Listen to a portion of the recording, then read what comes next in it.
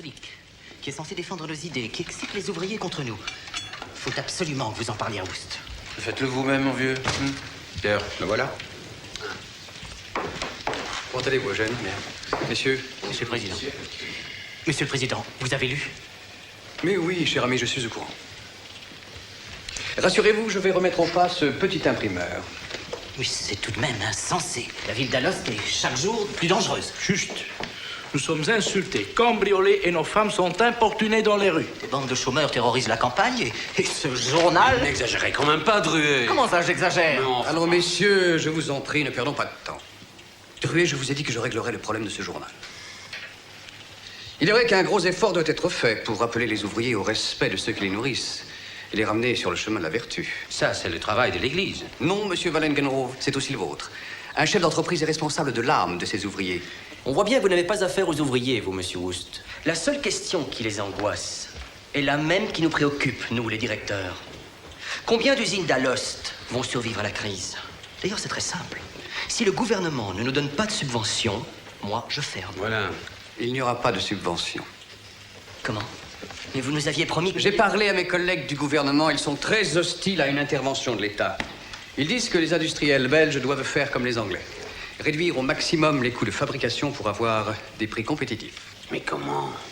En réduisant encore les salaires, c'est impossible. Mais si, c'est possible.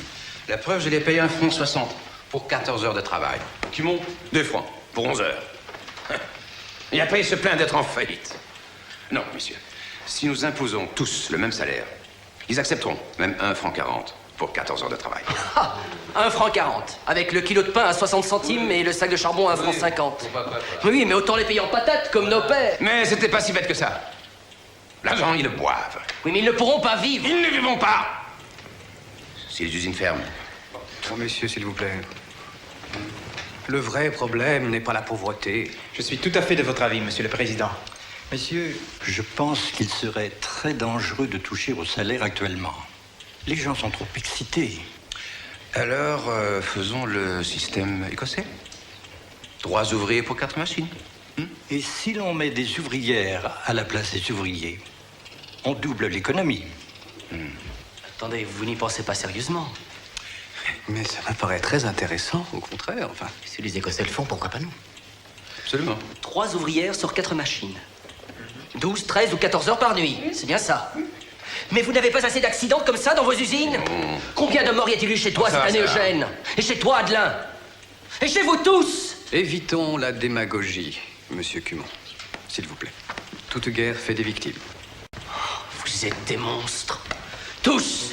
Carlos, attendez.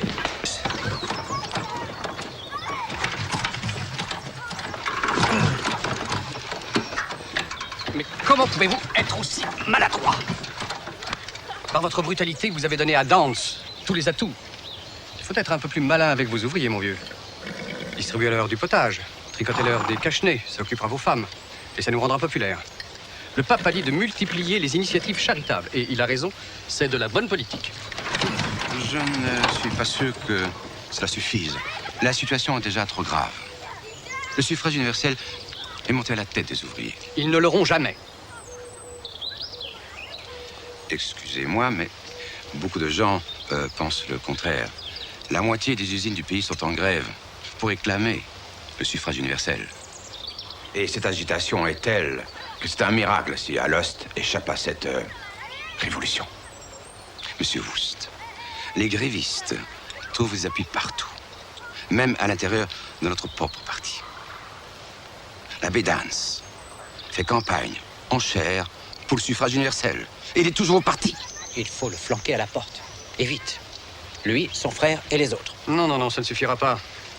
Il nous en faut une victime aux yeux des ouvriers. Il n'y a qu'une seule façon d'en finir avec l'abbé Dance. Il faut le défroquer. Rendu à la vie civile, cet abbé ne sera plus rien. Et s'il le faut, j'irai jusqu'au Vatican